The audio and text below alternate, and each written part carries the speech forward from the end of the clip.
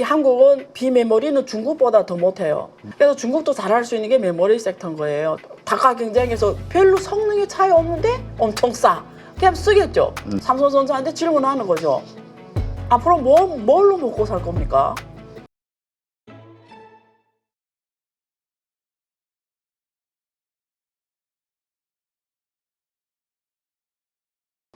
자, 요즘 삼성전자, 예. 뭐 외국인들의 매도가 장난이 아닙니다. 예. SK 하이닉스 같은 경우는 지금 뭐 HBM3 예. 뭐 이쪽에서 엔비디아하고 강력한 그 밸류 체인이 형성이 되면서 예. 정말 잘 나가는데 예. 삼성전자는 정말 주가 측면에서는 끝없이 추락을 하고 있어요. 외국인의 매도는 엄청나게 나오고 있고. 예. 근데 여기에는 또 다른 여러 가지 이유가 있습니다만 또 하나는 뭐 중국의 예. 그 반도체와 관련해서 예. 중국 산업이 많이 컸다. 예. 경쟁적으로 지금 성장해서 위협이 되고 있다라는 것도 예. 하나의 그 이유가 되는데 예. 지금 중국의 그 반도체 상황은 어떻습니까? 맞아요.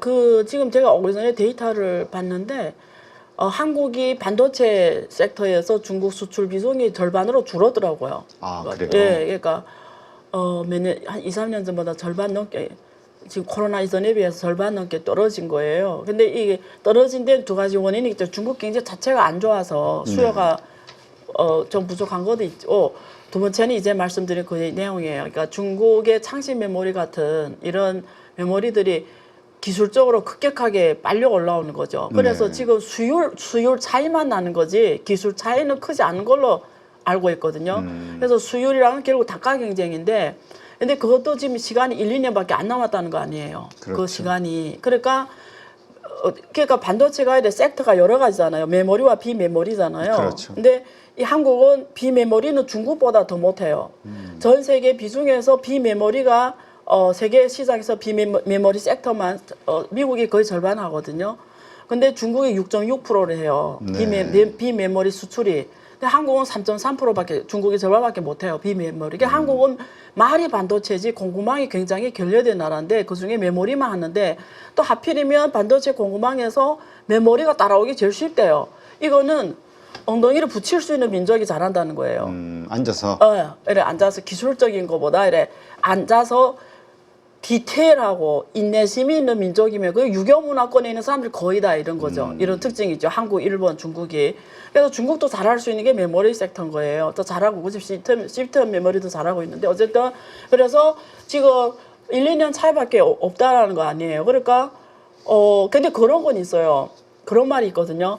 중국이 원래 못 만들다가 중국이 뭔가를 만들기 시작하면 그 물건이 원래 얼마나 비쌌던 간에 배추 가격이 된다는 말이 있어요. 아, 그래요? 네. 반도체가 배추 가격이 된다? 네, 그러니까 중국은 지금 그 우리가 자동차에서 쓰는 그 샷이 있어요. 그 우리 창문을 올리고 내리고 위에 칩이 들어가는데 그 센서가 들어가는데 그게 중국이 옛날에 못 만들었어요, 스스로. 그럴 때 그게 되게 비쌌는데 중국이 만들기 시작하면서 그 가격이 100분의 1로 떨어졌어요. 아, 그래요? 네. 그러니까 중국이 뭘 손대면 그 가격이 100분의 1, 10분의 1로 떨어져 버리는 거야. 다른 나라는 뭐 이기는 거예요. 그렇죠. 결국 중국은 규모의 경제잖아요. 내수만 해도 어마어마하니까 자본이 감히 풀 수가 있는 거죠. 때릴 수, 왜냐면 국내만 해도 엄청 크니까. 그러니까 이걸 버틸 수가 있는 거예요. 내수가 있으니까. 그러니까 중국은 만약에 메모리를 한국 수준으로 만든다 이러면 삼성이 뭐 이기는 거죠. 왜 그러냐면 이게 중국은 지금도 이미 그 창신 메모리 가격이 삼성보다 질은 나쁘지만 지금 평균 한 17.6% 정도 싸대요. 네. 지금 이미. 근데 만약 수율까지 올라오고 기술이 더 성숙되고 이면은 앞으로 그게 50% 가격이 100% 떨어지면 삼성전자가 모든 비용을 커버하면서 결국 중국 시장에서 점점 현대자동차처럼 중국 시장을 좀 더 이루면 그 비용을 R&D 비용이 계속 들어가고, 왜냐면 그 인텔이나 이런 기업들하고 경쟁해야 되잖아요. 그렇죠. 계속 경쟁하면 R&D 비용을 계속 첨락적으로 써야 되는데 중국 시장에서 액세스를 해야 된단 말이에요. 그 투자 비용을. 그냥 과거에는 그게 액세스 됐잖아요. 거기서 돈 벌어온 거죠. 여기서 투입하고 벌어오고. 근데 만약에 중국 시장이 주로 중국 기업들이 다가 경쟁에서 별로 성능이 차이 없는데 엄청 싸. 그냥 쓰겠죠. 네. 그러면 그냥 그다음 뭘 해야지? 삼성전자한테 질문하는 거죠. 앞으로 뭘로 먹고 살 겁니까? 어떻게 생각해? 뭘로 먹고 살아야 돼? 지금 그게 네. 시장이 네. 외국인들이 네. 의심하고 있는 것 같아요. 그렇죠. 나도 계속 생각해요. 왜냐면 저는 삼성전자를 응원하기 때문에 삼성전자를 위해서 이렇게 계속 그 머리를 써주고 싶어요. 그래서 지금 인공지능 시대잖아요. 엔비디아가 삽을 제공하는 역할을 하는 거잖아요. 옛날에 금강캐 때 삽을 제공한 사람 부자된 것처럼. 근데 저도 일정 기간 갖고, 근데 어쨌든 저는 그 다음 이후를 삼성전자가 생각해야 된다고 생각해요. 그러니까 지금 다들 하이닉스도 그렇고 이 AI 시대에 맞는 칩 이쪽에 고부가 가치 쪽에 집중해야 된다. 말은 그렇게 쉬운데 이게 지금 쉬운 것 같지가 않아요. 그게 저는 그 주야기에는 그 큰 기업들이 그 안에 거버넌스 지배 구조 문제가 있어요. 그게 더 커요, 사실. 그 중국 경제하고 똑같아요. 결국 정치 개혁 문제예요.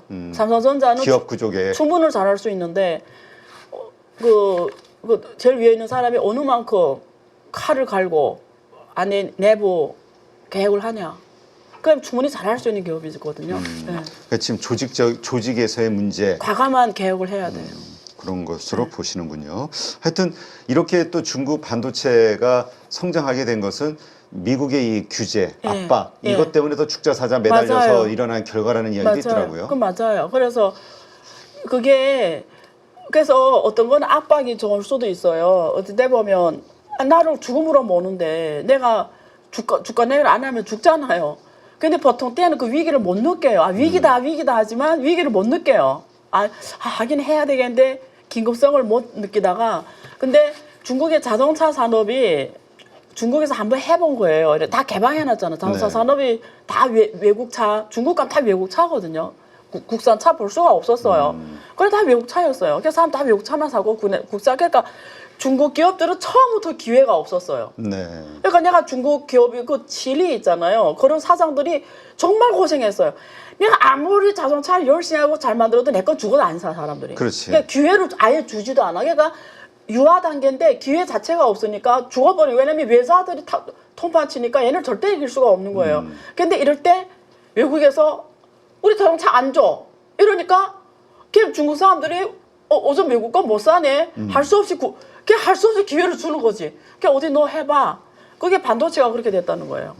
그래서 오히려 반도체 중국 기업들 원래 기회가 삼성하고 SK가 중국에서 열심히 잘할 때는 중국 메모리 기업들은 아예 기회가 없었어요. 아무도 중국 메모리 기업 거 안 사죠. 이게 뭐 애국심? 전혀 동원이 안 돼요. 왜냐면 기업 입장에서는 확실한 걸 사야 되니까. 그렇죠. 근데 미국에 탁 때리면서 중단되니까. 와 정신 차린 거지. 야 이게 어떻게 될지 모르겠네. 이제는 100을 가져오던 거 그래도 한 30은 중국 거 사놔야 되겠어. 그럼 얘네 좀 키워줘야 되겠어. 이런 게 엄청 기업들도 새겨버린 거지. 지금 미국 정부 또 새로운 규제를 해서 뭐 TSMC도 그렇고 삼성전자도 그렇고 7나노 이하 반도체는 뭐 수출을 하지 마라, 공급하지 마라. 맞아요, 지금 뭐 지금 그런 이슈들이 좀 나오고 있죠. 이런 것들이 중국 그 기업들의 혹은 그 반도체 시장에 어떤 타격이 될까요? 저는 사실 중국을 걱정하는 것보다 한국을 걱정해요. 결과론적으로는 한국이 더 걱정이에요. 왜냐면 그게 단기에는 샥이 되겠죠. 근데 아까 똑같은 거예요. 메모리가 그렇게 이겨냈듯이 이게 지금 화웨이가 거의 다 이제 해요. 그냥 수율 문제가 남았어요. 그러니까 기술적으로 어떤 차이가 크지 않아요. 그러니까 저는 결국 시간 문제다. 그게 10년의 문제냐, 뭐 5년의 문제냐, 20년의 문제의 차이지. 오히려 그래서 제가 말하잖아요. 트럼프가 오히려 중국의 굵기를 반도체 굵기 더 빨리 올게 했다. 반도체 굵기를 시간적으로. 그러니까 사람이 충격을 줘야 발전하잖아요. 그렇죠. 그 역할을 하고. 그래서 중국에 그런 말이 있어요. 제발 중국 축구도 좀 때려라고. 중국 축구를. 축구가 너무 못하니까. 네, 정신 좀 차리게. 중국 축구를 좀 제재를 해라고 그러거든요. 그러니까 어느 걸 제재하면 어느 게 발전한다는 뜻이에요. 자, 이런 상황에서 한국 반도체가 살아날 길 어떤 식으로 가야 될 거라고 혹시 뭐 생각해 보신 적 있으세요? 저는 그래서 한국 정부가 한국 기업인들 머리를 정말 크게 써야 돼요. 그러니까 이게 미국의 트럼프를 대하는 방법을 알아야 돼요. 트럼프는 확실한 게 있어요. 센 사람을 좋아해요. 자기를 막 욕하는 사람을 좋아해. 그래요? 아니 리얼이네. 어제 어떤 얘기 그 1시간 넷플릭스에 1시간 40분짜리 트럼프 일가를 보여주는 히스토리 다큐멘터리 있었네. 그걸 다 봤는데 확실해. 이 사람은 자기한테 대들고 욕하고 강하게 나온 사람. 그 푸틴은 그래 좋아요. 세계에서 가장 강한 남자라고. 무슨 말이냐면 두 가지 수단을 써야 되겠죠. 트럼프와 당근과 책정을 동시에 써야 되는 게 기업인이기 때문에 구슬릴 때 또 구슬리고 네. 기에서 눌리면 안 되는 거예요. 트럼프한테. 만약 그러니까 당당히 요구해야 된다는 거예요. 쉽게 말하면. 우리가 이게 해야 될 게 많은데. 네, 더 강해져야 돼요. 그래서 이게 있고 그다음에 다른 시장을 활용해야 되겠죠. 미국하고는 당당해져라. 두 번째는 다른 나라 중국처럼 다른 나라 시장을 활용 많이 해야죠. 지금 이게 그래서 이제 그다음 네. 차세대 시장을 인도를 많이들 보고 있던데. 인도는 인프라가 너무 안 좋은데 그럼에도 불구하고 무조건 가야 되고 왜 그러냐면 어떻게 처음부터 다 준비된 다음에 가겠어요. 그렇지. 그럼 또 자리가 없지. 예, 장기적으로 가야 되고 근데 그 인도뿐만 아니라 아세안뿐만 아니라 남미, 아프리카 그리고 중국보다 한국이 좋아요. 조건이 왜 그러냐면 이제 전 세계에서 미국이 중국을 저렇게 견제하니까 모든 나라들에서 중국을 견제해요. 예. 그 보니까 예. 그럴 수밖에 없는 게 예. 진짜 아까 얘기하신 대로 예. 중국의 산업이 들어오면은 예. 그 나라의 예. 산업 생태계가 그냥 확 망가져 예, 버리니까. 배추 가격이 다 떼버리니까 예. 이익을 못 남기는 거죠. 그래서 모든 나라가 중국 기업을 견제하는데 한국 기업은 안 견제하잖아요. 그래서 중국 기업인들이 한국 기업을 되게 부러워해요. 한국 기업이 가질 수 없는 중국 기업이 가질 수 없는 좋은 조건을 한국 기업이 갖고 있다니까요. 어디로 가도 다 웰컴이고 환영하잖아요. 그렇죠. 또 한류 문화, K컬처. 네, 그런 게 있잖아요. 그러니까 중국 기업은 선천적으로 그게 이게 뭐 아무 잘못하는데 뭐게 해. 근데 한국 그게 없잖아요. 그러니까 이거 엄청 활용해야죠. 네. 한국 K 문화를 활용 잘해야죠. 자, 그렇다면 지금 앞으로 이렇게 좀 AI 반도체가 만들어지고 AI 시대가 열리면서 이 열풍은 앞으로도 계속 더 지속이 될 거라고 보는 분들이 참 많고 이거에 따라서 이제 부의 이 창출 이것도 좀 달라져야 된다 이렇게 보시는 분들이 많더라고요. 맞아요. 제가 그게 제가 뭐 여기서 광고 때문에 얘기하는 건 아닌데 제 더플로 책을 안 읽어서는데 보니까 거기 주제가 그거예요. 그래서 이번에 14기 독서 모임 그거 하거든요. 그러니까 사람들이 인공지능 시대에 왔는데 사람들이 지금 우리 대표님 뭘 준비하는지 모르겠어요. 사람 다 각자 준비할 거 아니에요. 인공지능 그렇죠. 기회라고. 그러면 가서 챗GPT 프롬프트 뭐 어떻게 쳐놓고 무슨 뭐 파이썬 프로그래머 이런 거 배우잖아요. 젊은 애들은. 근데 그거보다 더 다른 걸 배워야 돼. 그거 우리가 해야 되는 게 아니에요. 아, 그래요? 이 AI 시대 우리가 꼭 쟁취해야 되는 게 뭡니까? AI 시대랑 가장 큰 특징이 뭐예요? 한마디로 AI 인공지능 시대 가장 큰 특징이 뭐라고 생각하세요? 글쎄요. 이 로봇을 쓰는 거잖아요. 알고리즘 로봇을 쓰는 거잖아요. 그럼 왜 로봇을 쓰죠? 사람보다 로봇이 더 효율적이기 때문에 쓰는 거 아니에요? 그렇죠. 그럼 사람이 할 일을 로봇이 한다는 거잖아요. 그럼 사람이 할 일을 점점 없어지는 거거든요. 그럼 내가 왜냐면 로봇을 주로 AI 알고리즘 나를 위해서 일하게 해야 되는데 내가 왜서 로봇을 만드는 일을 하냐고. 내가 왜 로봇이 와서 나한테 와 일을 하게 해줘야지. 그러니까 로봇이 나를 위해서 일하게 해야 되는 걸 내가 해야 되는 거죠. 그런 게 뭐가 있죠? 뭘 것 같아요? 예를 들면 이런 거지. 내가 지금 나이가 뭐 100세 됐다고 가정하 100세인데 다리가 불편해 못 이겨. 그래서 로봇 그 가정 주부가 있어. 로봇 주부가 사람은 거의 비슷해. 우리 집에 하나 사놔서 한 2천만짜리 테슬라에서 한 거 2천만짜리 얘가 다 내 말 다 알아듣고 이런데 얘가 나를 위해서 비서 역할 그러니까 가정 주부 역할 해주려면 뭐 해야 돼? 내가 뭘 좋아하는지 뭘 먹어야 되는지 몇 시에 무슨 일을 해야 되는지 무슨 게 필요한지 이 로봇이 내 데이터를 알아야 되잖아요. 그렇죠. 그래야 나를 위해 일하잖아요. 근데 이 로봇이 나를 모르는데 내 아무리 5천만 1억짜리 로봇을 갖다 놔도 나한테는 뭐예요? 아무 의미가 없는 거예요. 그러니까 전기 바꿔만 사서 중요한 게 아니고 쌀이 있어야 된다는 거지. 그러니까 우리가 지금 해야 되는 거는 나를 데이터화해야 되는 거예요. 나라는 사람을. 우리 기업들도 데이터화해야 되고 나도 데이터화해야 되고 국가도 데이터. 근데 한국이나 이런 나라들에서 이런 생각 안 하고 정부부터 안 해요. 근데 중국은 그러니까 옛날하고 달라요. 중국은 참 먼지 빨리 가요. 중국은 이거 몇 년 전부터 정부가 하고 그래서 디지털 자산거래소를 만들어놨어요. 중국은 지금 기업, 그러니까 가게, 기업, 정부 전체를 다 이렇게 하고 있어요 지금. 그러니까 거기서 수많은 유니콘 기업이 나오는 거예요. 그러니까 그 데이터가 상당히 쌓이면 그게 네. 다 정보가 되는 거고 데이터 없으면 그게 돈이 되는 건데. 네, 데이터 없으면 로봇이 있어도 아무 의미가 그렇지. 없어. 왜냐면 우리가 데이터가 있어야 그걸 바탕으로 계속 학습을 네. 시켜서 네. 내가 원하는 일들을 네. 동작을 하게끔 해야 내가 되는데 명령할 수 있는 거죠. 근데 걔가 나를 모르는데 나를 왜 뭘 할 수 있는데 로봇이 비싸고 싸고가 중요하지 않아요. 지금 그 금과 네. 비트코인이 지금 뭐 엄청나게 올랐어요. 네. 그 지난번 비트코인 상승기에는 오히려 금 가격은 좀 상승 제한이 있었는데 네. 이번에는 금도 상당히 네. 오르고 비트코인은 뭐 지금 상당히 올랐죠. 야, 이게 되게 중요한 주제예요. 이제 오늘은 얘기할 시간이 없을 것 같고 풀어야 되니까 일론 머스크가 지금 연준을 오면은 연준을 공격하는 거잖아요. 왜냐면 세금도 때리고 연준을 없앨 수도 있고 뭐 이런 얘기도 한단 말이에요. 꼭 연준이 있어야 되냐 뭐 이런 건데 그거 연관돼요. 그러니까 이제 통화도 자유 경쟁의 시대에 갈 수 있다는 거지. 그러면 사람들이 어느 걸 선호하겠어요? 전 세계 공동으로 가치가 있다는 거기에 돈이 몰리겠지. 그게 뭐예요? 금. 근데 금은 보유비용이 너무 들고 다니기는 힘들어요. 그렇죠. ETF 어렵죠. 사면 금융기관에 돈 사는 건데 결국 안 좋고. 그래서 비트코인 난리 나는 거예요, 저게. 근데 진짜 그 말씀 네. 보니까 예. 일론 머스크가 그 도조 예. 부서장으로 됐잖아요. 예. 그러니까 정보 효율화시키는. 예. 말씀하신 설마 거기 연준이 포함되진 않겠지. 지금 벌써 제가 그래서 전문 한번 쫙 만들려고 해요, 내용. 되게 중요해요. 그러면 앞으로 이 비트코인과 관련해서는 앞으로 지속적으로 상승할 거라고 보세요. 지금 많이 올랐잖아요. 내가 여기 몇 년 전에 몇 번 와가지고 그때 사놨으면 지금 며칠 전에 2명이 나한테 메시지 왔어. 나 때문에 경제적 자유를 실행했다고. 리얼. 그래서 내가 내 블로그나 이렇게 다 올려놨잖아요. 전 재산을 올인했대, 내 강의 듣고. 2019년 그때. 비트코인에?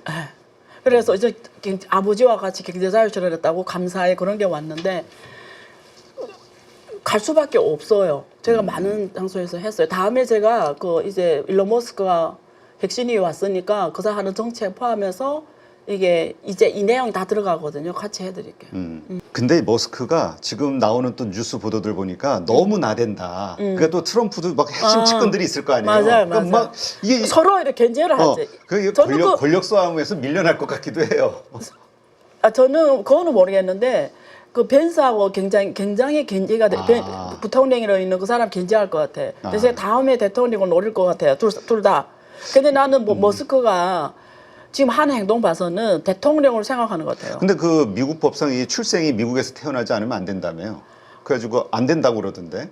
태생적으로 장관밖에 될 수 없다고. 아니 지금 그 트럼프가 헌법을 수정한다잖아요. 그런 것까지도 연대될 수 있다. 네. 왜냐면 헌법을 지금 다 수정해서 임기도 없애고 임기도 없어요? 네. 원래 2번밖에 못 하잖아요. 근데 그 임기도 없애고 지금 다 또 한다잖아요. 다음까지. 근데 어쨌든 두 조합이 모든 게 다 가능하다라는 거지. 그래서 근데 나는 일론 머스크 봐서는 저 사람은 30년, 50년을 보고 일하는 사람이거든요. 절대 여기 1, 2년 보고 하는 사람 아니에요. 저 사람 절대 머리가 있는 사람이거든요. 이번에 펀딩한 거 봤더니 너무 재밌더라고. 미국의 빅테크 기업들이 공화당, 민주당에 펀딩한 데이터 나오잖아요. 네네. 와, 너무 웃겼어요. 다른 기업들은 거의 민주당에 올인했는데 이 일론 머스크가 100%를 여기다 올인했잖아요. 근데 이 사람이 내 생각에 생각하는 게 많았을 것 같아. 그러니까 여러 가지 생각했을 것이다. 요 앞에 내가 단지 트럼프를 어떻게 해가지고 단지 기업이 극대화하겠다. 난 그거는 아주 작은 생각이고 먼 생각이 있는 것 같아. 그래서 내 생각 그 안에 이해 갈등이 되게 커질 것 같아요. 이 트럼프 안에 왜냐면 지금 일론 머스크가 거의 트럼프하고 같이 사물을 보잖아요. 네. 공동 대통령인 것처럼.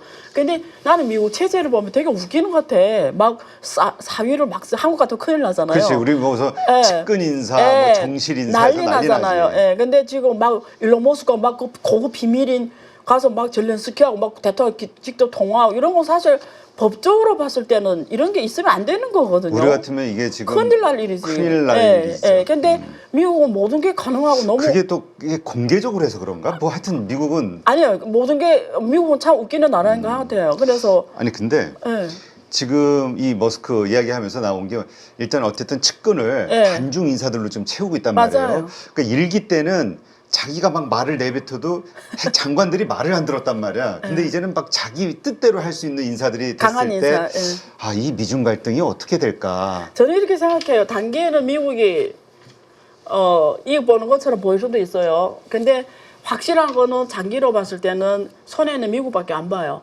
근데 중국은 단기에는 되게 어려워질 거예요. 근데 아까 말한 것처럼 결국은 중국 공산당이 결심이거든요. 이 시대에서 이 운명 앞에서 과감하게 자기 이익을 내려놓을 수만 있다면 멀리 갈 수 있는 거고, 못 내리면 외부와 내부가 같이 망하는 거죠. 그러니까 공산화 결단이 필요한 시점인데, 근데 이 외부 놓고 말하면 결국은 모든 보호주의와 폐쇄는 그 나라가 불리한 거예요. 네. 저는 만약에 계속 이렇게 폐쇄적으로 가고 강하게 가면은 저는 미국의 그 혁신이 계속 1등 했잖아요. 그렇죠. 저는 앞으로 1등한다 보장이 없다고 봐요. 왜냐면 그동안 중국 시장 있고 거기 중국 인재들이 사실 노벨상 후보들이 중국 화교도 되게 많아요. 미국에 있는 다 미국 국적돼서 미국 사람으로 나오지 실제 중국 사람들 많아요. 그러니까 이렇게 미국의 가장 큰 매력이 뭐예요? 가장 큰 매력이 왜 다 미국을 좋아하죠? 인재들이 다 개방이잖아요. 와가지고 개방이고 자유잖아요. 아메리칸 드림을. 네, 자유잖아요. 결국 미국 갔을 때는 우리가 드림을 실현할 수 있다라. 근데 이걸 못하게 한다는 거 아니에요. 결국 트럼프도 독일에서 부모가 독일에서 이민한 사람이잖아요. 그냥 먼저 혼자가 뒤 혼자를 못 오게 하는 거니까 결국 폐쇄거든요. 폐쇄는 망할 수밖에 없어요. 시간 문제거든요. 그러니까 우리가 과폐 놓고 보면 막 속이 시원할 수도 모르겠는데 사람이란 게 우리들은 똑같아요. 서로 오픈하고 토론할 때 둘 다 성장하는 거지. 우리들이 서로 말 안 하고 자기 안에만서 발전해요. 절대 발전 못하죠. 하긴 그 1930년 대공황 네. 이때도 이와 비슷한 맞아요. 일들이 있었다. 보호무역주의가 그리고 다 횡행했을 망했잖아. 때 다 망했다, 다 세계가. 같이 망했잖아. 세계 경제가. 알겠습니다. 하여튼 이게 참 어려운 문제라 어떻게 하여튼 우리 입장에서 볼 때는 하여튼 고래 싸움에 낀 새우 뭐지? 새우등 터진다. 새우등 터진다고. 네, 하여튼 우리 고민을 좀 많이 해야 될 것 같습니다. 그리고 많은 대책들 만들어야 될 것 같고. 자, 오늘 하여튼 여러 가지 측면에서 중국 경제를 다뤄봤고요. 이게 바로 이웃에 있기 때문에 그리고 참 뭐라 그럴까 이게 서로 이 영향을 크게 받기 때문에 중국이 정말 많이 어려워졌을 때 또 우리는 어떤 영향을 받게 될까 걱정 안 할 수 없는 그런 상황이라는 생각 다시 한번 해보게 됩니다. 자, 이제까지 안유아 교수님과 함께했고요. 고맙습니다. 네, 감사합니다.